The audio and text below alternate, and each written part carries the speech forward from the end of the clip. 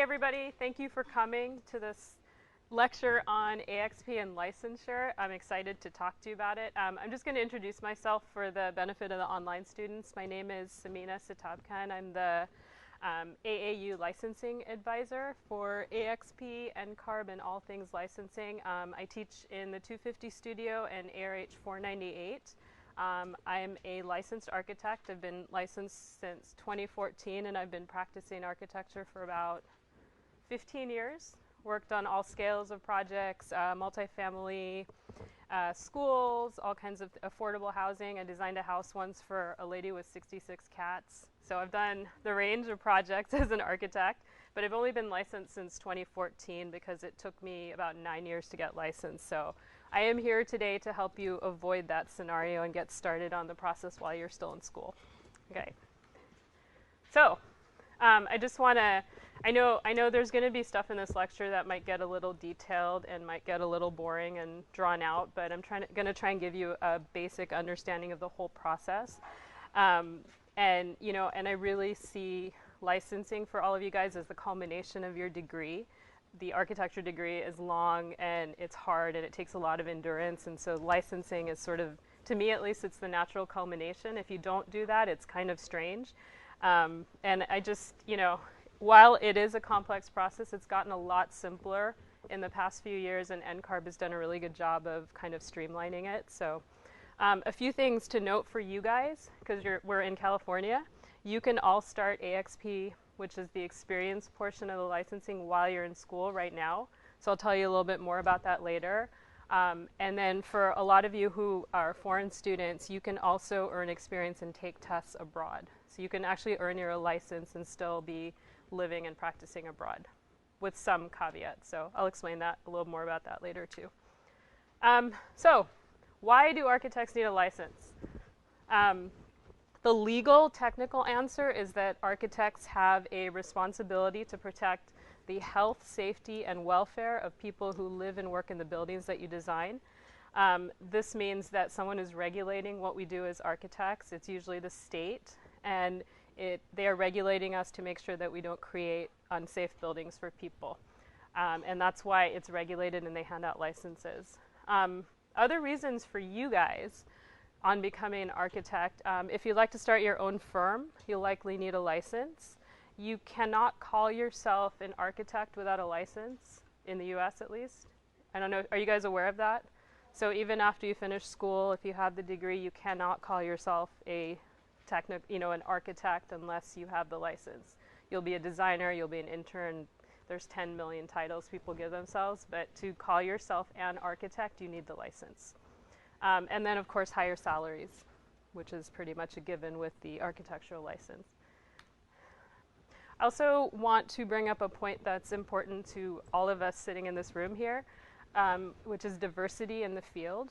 Currently, less than 1 in 5 new architects, or 1 in 5 architects identify as a minority, and only 2 in 5 of all newly licensed architects are women.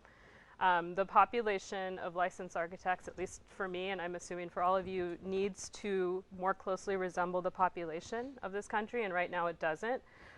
This is a very powerful reason, I think, to be licensed, to help change the field and ensure representation of the diversity we represent in this school into the practice. So keep that in mind, guys. It's very skewed, but you can see the numbers are coming up on the new AXP and ARE participants, and I'll explain more about that later. So it's coming up, but not everybody makes it through the process, so the numbers are still very skewed at the licensing level. Okay, so now we're going to dive into the process of licensing. The NCARB, which is the National Council of Architectural Registration Boards, is a national organization that regulates all licensing in the US and has these 3 components of licensure, which is education, experience, and examination. Education is basically, in most cases, you'll need to earn a professional degree, which is a B-Arch or an M-Arch from a NAB accredited institution. NAB is coming this week, so we qualify as that. I know. We qualify as that. Some states in Some states in the US have slightly different regulations, so there's some exceptions to this rule, and I'll go into that a little bit later about California and the 4-year degree. The second component is experience, called the AXP, the Architectural Experience Program, which used to be called IDP. I don't know if anyone remembers or cares, but it's a training program created for you to ensure that as a candidate you gain the knowledge and skills required for the independent practice of architecture. And then the third is examination, which all 54 jurisdictions of the US require for examination. So while the NCARB is overarching, regulating the whole testing and producing of architecture, licenses are given out at the state level. So they are not given out at a federal level. They're given out by the state which you choose to practice in. So for the moment, it would be California for all of you, unless you live somewhere else and you're planning to go home to another state. Okay, so wait a minute. So again, this is a great site to start on. I think I gave you the link in the handout. If not, you can email me. But it's basically ncarb.org/registration boards. So whatever state you want to get licensed in and practice, you should go to this chart and click on that state and then highlight it in blue on the left. It'll tell you what the specific requirements for your state are. So I'm going to kind of talk a little bit about California in this presentation, but if anyone wants to get registered in another state, please come see me or email me and I can give you more information about it. So let's go into a little more detail on the 3 parts of licensure. The first is education. California. So in California, one of the main differences is that you can have a 4-year degree, a BA, in lieu of the B-Arch or the M-Arch, but you need to do an additional 1.5 years of work experience on top of what the AXP asks for. Does everyone get that? This is not something that is reciprocated in all states. So there's very few states that offer this path to licensure. In California, you actually can do it without a degree, but you need 8 years of working experience plus the AXP, which is about 3 years. So you can do that. But you know, with a 4-year BA degree, you can still become licensed in California. This does not apply, again, to all states in the country. So if you're thinking of doing the 4-year degree program, check this stuff out before you make a decision and know what your options are, because some states will not let you get licensed with that degree. Is everyone pretty okay? And then, so that's all I'm going to say about the education right now. I'm going to move into experience, which is the most important part of this presentation for you, because the AXP lays out what types of experience you need to be a competent practicing architect and gives you a format to document it. When can you start submitting AXP hours in California? After high school. So after you submit proof to NCARB that you have a high school degree, which I know all of you do, you can start collecting hours towards AXP. And again, this is for California licensing. So that means all of you in this room right now can start submitting hours now. If you have an internship, if you're doing design competitions, if you're doing site visits at school, I'll give you a whole list of areas where you can start submitting, but all of you should be, can start submitting now.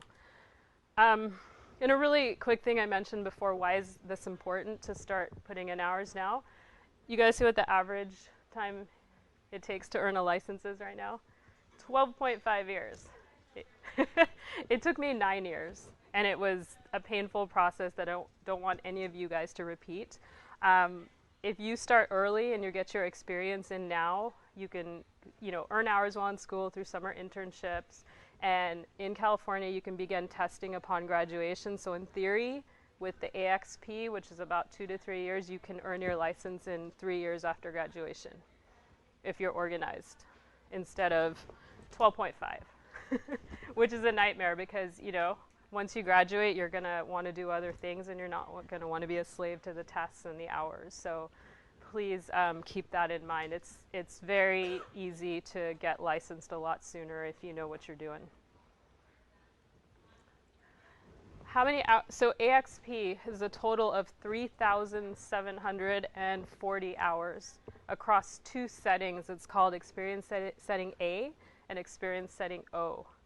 A is basically the practice of architecture. It's a grounding in the fundamentals, a chance to learn firsthand about the business of architecture. And O is different types of experience under different opportunities, which I'll show you a list of in a minute. Note that the A setting is 1860 minimum, which means you can earn all your hours in the A setting, which is basically practicing under a licensed architect. And the O setting, you can only earn 1860 maximum. So again, the A setting, you have to spend these hours working under an architect who's licensed in the US. If you work abroad for an architect who's licensed in the US, that also applies. Okay? The O setting is right here. So if you work abroad for an architect who's licensed in the country you're in, but they're not licensed in the US, you can earn up to 1860 hours. So you can earn up to half of the hours you need working abroad for a licensed architect in that jurisdiction. But you still need to somehow work for a US licensed architect to gain that other half of the hours. You can also see that there's a ton of stuff you can gain in school. There's 300-ish hours on design, construction work, community-based design. You know, we do a lot of B-Lab stuff here. AIAS stuff qualifies for that. Design competitions, site visits, continuing education under AIA construction work. So all of that qualifies, and there's caps on all those hours right here. So I feel like everyone in this room has probably done some of this and can probably start inputting hours on at least some of these activities, especially if you join AIAS. Where's the rep? So this is a little bit confusing, but these 3740 hours need to appear over these 6 different areas. And don't get too bogged down by this right now, but as you start inputting hours, you'll see which areas you need more work in, and you'll start to understand what each of these categories are. But they're all tasks that the NCARB deems necessary for licensing. Practice management, project management, programming and analysis, project planning, project development, and construction. So they kind of follow the phases of a project through the office, from schematic design through construction administration. And you just, the goal of this is to make sure that you put in time in all these categories, and that, you know, project development and documentation is the most important, which is basically your drawing set in the office. So the online app and the NCARB website will help you sort of regulate this, and once you dive in, you'll understand a little bit about this more, so don't freak out about this yet. Okay, this is really, really, really important. You have to be very diligent in reporting your hours to NCARB, because otherwise you lose 50% of the credit. So you need to, if you're working, you need to report hours every 6 months. And so you work 6 months, and within 2 months of that 6-month end date, you need to report the hours to NCARB. So within 2 months of completion of each 6-month reporting period. In other words, what that means, you can document experience that happened up to 8 months ago, okay? And anything beyond that, you only earn 50% credit on. So if you worked at a job a year and a half ago, you can only report 50% of the hours. If you're working now and you get it within an 8-month reporting period, you get 100% credit. So if you're, you know, this may not be as much of a big deal for stuff like AIS or competitions, but if you're working an internship or you're working a job under an architect, it's really important to get these hours logged in, because you're just missing opportunities if not. Supervisors and mentors, these are the people that sign your hours off. A supervisor is basically a licensed architect who's under setting A, who's going to sign most of those hours. The setting O person can be a supervisor or a mentor, so I fall into the mentor category. If you guys have any of those hours under O that has to do with AIS or competitions or things like that, I can help you sign off for them. And basically you go online, you enter the hours, and you just put in my name, and I'll get an email to sign off on them, and if I think it makes sense, I'll click, and you'll get the hours. On the NCARB's website, that thing called AXP Guidelines with a big red box around it is where you'll find all this information. It's a handy little PDF that you guys can all download and read, and hopefully some of what I've just given you will make a little more sense. There's also an app. So you can, so they're trying to make it sort of so there's no excuses for reporting hours, right? So you can be dumping these hours in as you work. You can, every 6 months you just set a time for yourself to sit down and dump everything in and make sure someone signs off on it and it's done. So how do you get started on this? You basically go to ncarb.org and start a record. You can go on the website and start an account for free. So I'd recommend that everybody, if you don't have it, go on the site today and just create an account for yourself. When you're ready to log in hours and start the process, you'll have to start paying $100. You'll pay $100 to start an account, and then you'll pay $85 every year to renew it. Unfortunately, for a very long time until you're done with the process. But the NCARB is going to hold all your records for your entire career. It's going to hold your certifications. It's going to know you're licensed, and they will transmit all the information to the state you're being licensing in, which will approve your license. So this is pretty much what you need to do to get licensed. Start the process. I'm going to talk really quickly about the exams, even though that's really something you guys don't have to think about until graduation. But lucky for you, there are only 6 divisions now. There was 9 when I tested, which, they've kind of combined some stuff, so it's technically really not that much better, because you can see some of these exams are 5 hours long. But, there's 6 exams. You sign up to take them. There's study material. There's tons of resources available, even on the NCARB website, that you can look through if you ever feel the need. But for the moment, I'd focus on your hours and AXP and hold on this for a little while. So that's it. NCARB is active on social media, and I can email you all this stuff, or you guys can go online and find it. But their website is actually very user-friendly. It's been redesigned recently. And there's a couple links that say, become an architect, and you can start there and read through everything. I included a couple links on the handout I gave you. And again, I can also email you guys this information if you need to call NCARB.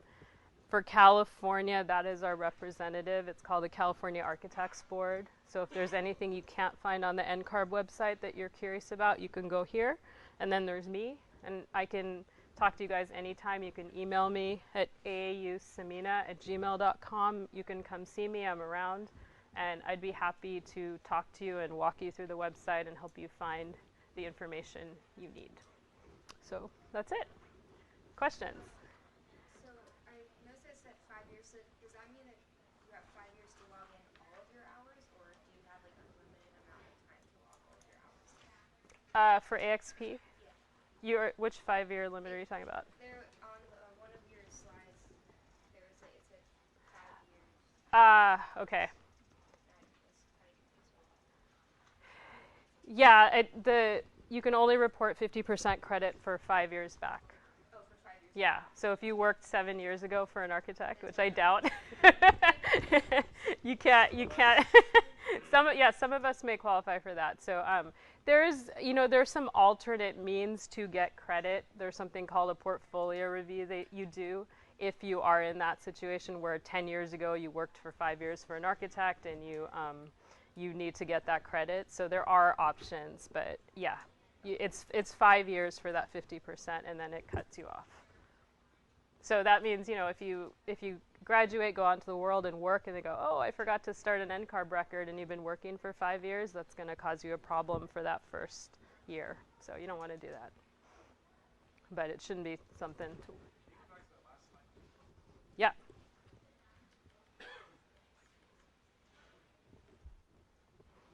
What do you need? Just that email. My email? Or the California? Okay. Okay. Any other questions? Rita?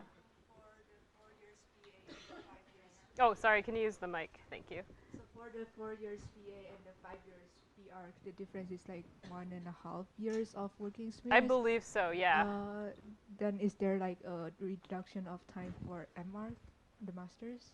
No, the MArc is worth the same as, oh, if you get the MArc Yeah. after the BA, no, then you still, so the B Arch and the M Arch give you 5 years of credits, of work credits, right? And even the 3-year M Arch or 2-year M Arch will still give you that 5 years.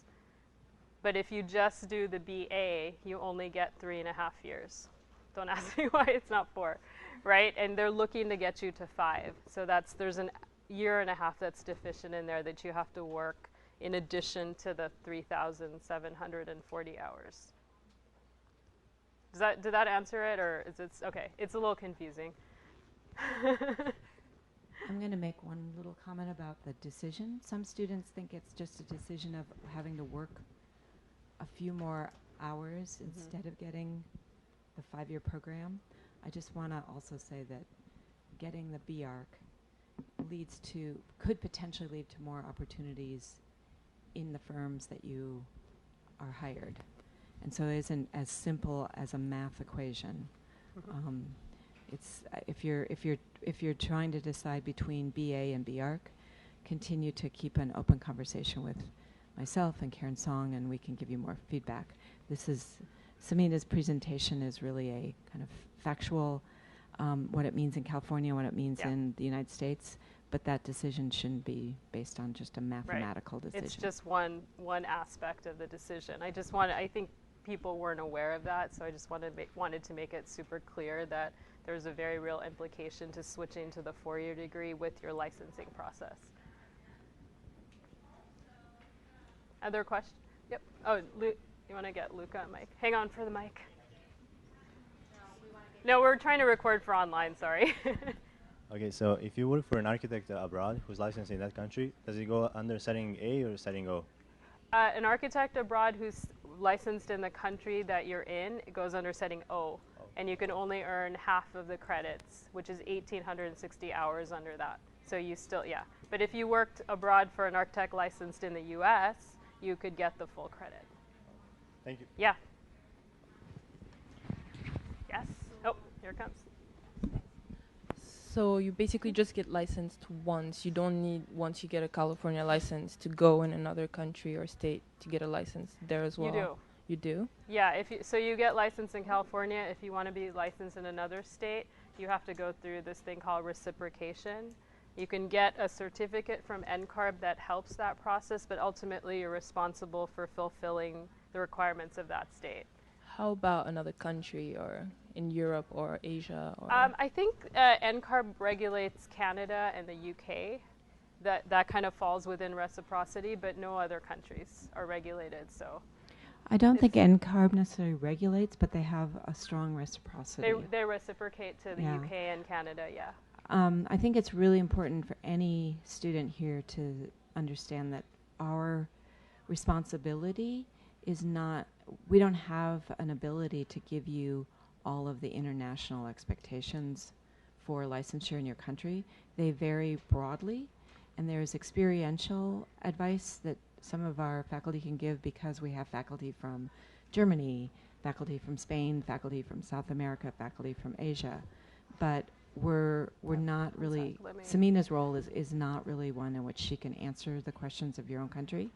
Having said that, most of the countries are raising the bar, and they know what a BARC is. They know that it's nationally and internationally recognized because it's accredited and reviewed by a third party very specifically.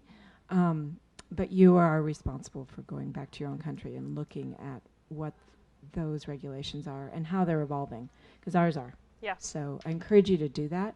This is really a presentation about California and United States licensure. But it's my understanding that the licensing process in the U.S. is one of the most rigorous, especially California. So in my opinion, at least, there's value to have that U.S. license when you go practice abroad. But again, you have to check with the country you're talking about and see what the regulations are there. But as far as I think it's an asset to have that license wherever you practice. because there's, as you can see, there's a very rigorous process to vetting people and making sure they know what they need to know before practice. Do you want to, I don't know what that is. So there's an online question. We were told via one of our classes at the AAU, that the 87 unit MARC class degree only counts towards 3 years, and we would need 5 years of additional work. I think that there's That's a not miscommunication correct. in that Yeah. statement, and I think that we should have you email and get in contact with Samina directly using her email address, aausamina@gmail.com. So who's ever asking that question, there is a miscommunication. The MARC degree generally shortens your need for collecting work, but you do have to collect the 3,000 hours, right? Yes, the So- MARC, the BARC is worth 5 years. Is worth 5 years. The MARC is also worth 5 years towards the educational requirement. So as long as it's a professional degree, it's an Master of Architecture, it will satisfy the requirements. So yeah, there seems to be a miscommunication. And I really encourage the person who Ask. wrote that to email and probably set up a conversation, because we don't want to give out bad information. Thanks. Anyone else? Questions? Yep, Bree. Bree got one in the back of the room. Oh, she come in here? I have 2 questions. Okay. The first question was, what was the name of that app? And